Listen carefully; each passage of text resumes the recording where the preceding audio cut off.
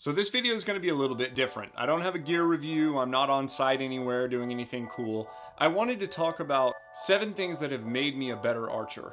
Now, I'm not saying that these are correct techniques or correct tips on gear. I'm not saying that this is the way it should be done. I'm just saying that these are what I have developed for me that have helped me over time. Now, some of this stuff are tips that I've learned from instructors. Some of them I've learned from other people online like John Dudley. I'm gonna show you the top 7 that helped me get better. I think these are the things that will make you get on target quicker. They'll shrink your groups and they'll make you more accurate on animals when you're under pressure. So the first one is stance. This is an easy one and it is super repeatable. You can repeat this in any terrain. You can repeat this every single time you go to the range, when you go into your backyard. Whatever the circumstances are, your stance should be as close to this as you can possibly get it every single time. We're gonna act like the target is... You're going to step up to the line with your right foot. You're going to step up to the line with your left foot. Now, you're going to drop your front foot back a couple of inches, and then you're going to rotate, pointing toward the target. So remember, the target was that way. The point is to slightly open your body up toward the target. It makes it so that the angle of your body naturally is going to be slightly out of the way of the string as it releases. It's setting you up for the maximum amount of stability while still keeping your chest and arms out of the path of the string. This is something that is super easy to do, and you should try to do this every single time. This is not just something that I have experimented with. This is something that John Dudley recommends. This is something that every instructor that I've ever taken a lesson with recommends. So we'll talk about the front arm. This is number 3. Maybe not number 3. Number 2, let's talk about the bow arm. Okay, for me, that's this arm right here, so keep your eyes right here. Here's what's gonna happen. I take my bow in my hand, I rest it at my side, I raise my bow up, and my shoulder is in the correct position. Just like that. Okay, for years, what I was doing was all these different gyrations, drawing from all sorts of crazy different ways. That's not what you have to do. Ultimately, what you want is that relaxed position, and your shoulder is in place when you get it like this. Number 3. It's not on my list, but let's do a little bit of a bonus. Grip.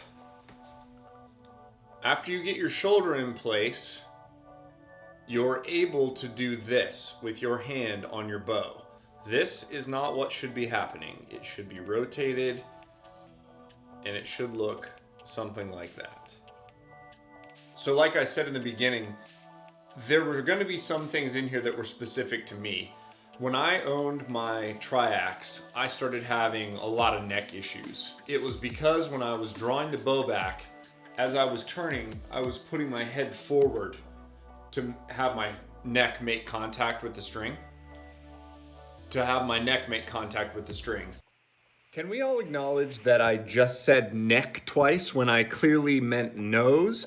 I literally did a retake to say the word nose and I still said neck again. I'm editing right now, so when you turn, you touch your string to your nose, not to your neck. This is what this should look like. You get your stance right, bow arm out, draw the bow, and then my head turns as if it is on the swivel, and then I bring the peep to my eye, resting my nose on the string. Okay, and that has saved me so much trouble with my neck.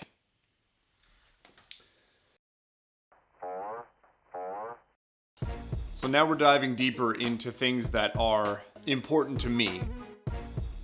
So one of the questions is where to focus when you are actually looking through the peep sight. Do you keep one eye open? Do you keep both eyes open? Are you looking downrange at the target? Are you looking at the housing? Are you looking at a pin? What are you focusing on? So this is where I've landed. I keep one eye open and I focus on keeping the peep and the housing properly aligned. The reason I focus on this, because I suffer from target panic on occasion.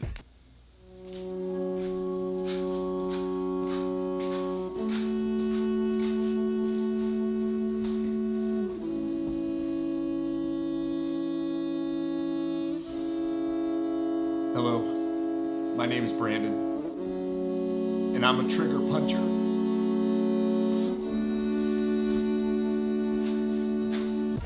So the problem is, if you focus downrange, as the pin is floating across the target, you'll start thinking now, and you will panic and you will yank the trigger, which is a super no-no. So what I have learned and what has started to help me is to focus on keeping the peep and the housing together. Now, I'm conscious of where the pin is setting on the target, but it's a secondary focus, and it seems to have helped improve my groups and helped improve my form because I'm not getting that panic. And as I get the housing and the peep aligned and I settle in, and then I start to build tension, and then the arrow pops off before you even know it. So I don't know if it's right, but that's where I focus. The reality about trigger punching is it's something that's super common because they designed the releases to have triggers. Everyone shot guns when they were little, so everyone just automatically assumes, oh, I pull this back here and then I pull the trigger, right? Because the motion of this tiny little finger is a lot less motion than me actually flexing with my back. Go look up the dynamics and the physics behind using back tension, and you'll be convinced that it is the most practical way to shoot. It helps avoid injury, it creates shot consistency, and it also helps tremendously when you're under mental pressure when an animal is standing downrange. Because we've all been there where a deer walks out and you draw and all of a sudden you freak out a little bit because the bow's not going off when you think it should be, and you just start getting itchy, or you start getting itchy depending on how you've got it all set up. That's something that I wish I would have learned a lot earlier on, was back tension.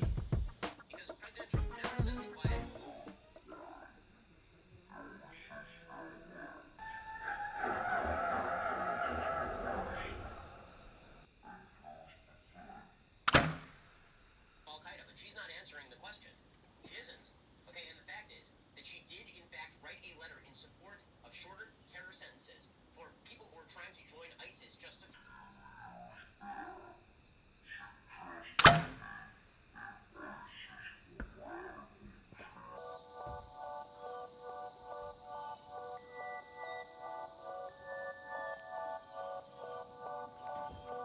So I didn't think this would matter much because I've got Easton FMJs, same length, same point weight, slightly different vanes. I got a 4-fletched AAE over here, and I got a 3-fletched blazer, and then I add a nocturnal over here.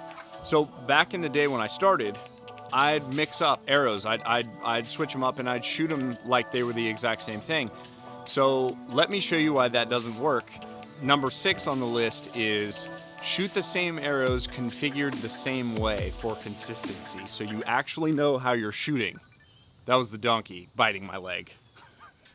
What I'm about to shoot and what I'm gonna hunt with this fall are these AAE 4-fletched with the nocturnal. Now remember, these arrows, the shafts and the point weight are exactly the same. I've changed the nock and I've changed the fletchings on the back. So 70 yards with the AAE.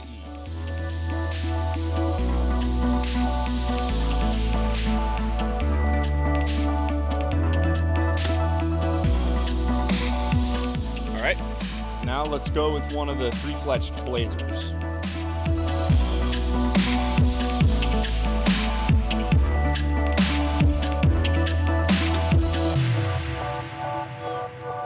Sounded like the mat to me. Let's go give it a look. I'm sighted in at 70 with the AAEs and the nocturnal, and that's 70 dead center. Now check this out. In the mat, that is literally almost a foot higher. And the only difference between these arrows, 4-fletch versus 3-fletch, one has the AAEs, one has the blazer, and then the nocturnal versus the standard X-Nock.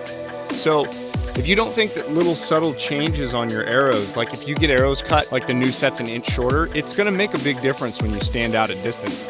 And that was something that I'd go shoot the gold tips, I'd go get out the black eagles, I'd mix it up like crazy when I was first starting out, and I wish I knew how much of a difference it made in the beginning. I think that I'd have had a lot more confidence.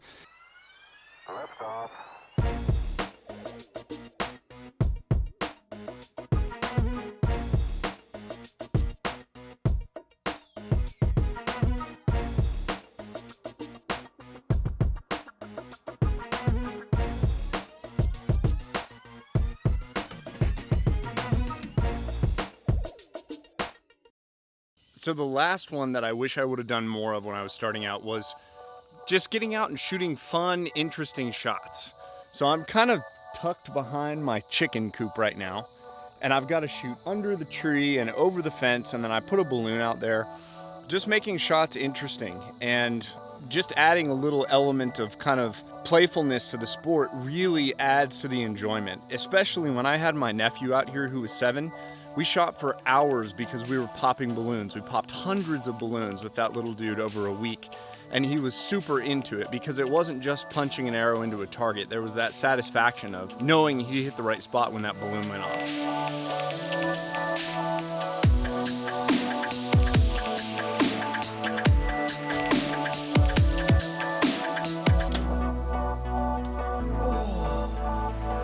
So close.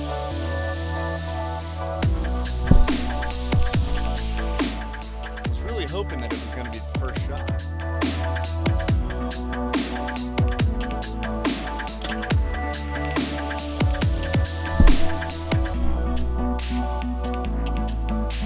Oh, okay. We're just going to keep going, everybody. I'm clearly not executing the way I should. Maybe it's the fact that I've got 3 cameras going right now and I'm nervous.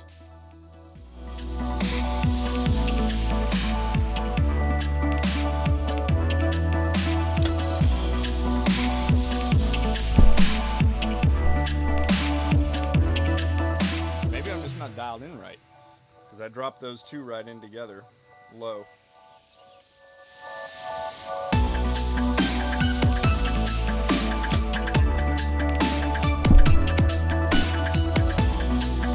All right, everybody. I gotta go check it out because I have a feeling that I'm just dialed in low. Think maybe I'm just dialed in a hair low? I don't know. How's that group look at 89 yards? Obviously I pulled that first one. Let's give this another shot. I'm gonna go ahead and dial up a couple of yards and see if we can pop this balloon. Round 2. All right. See how she goes this time.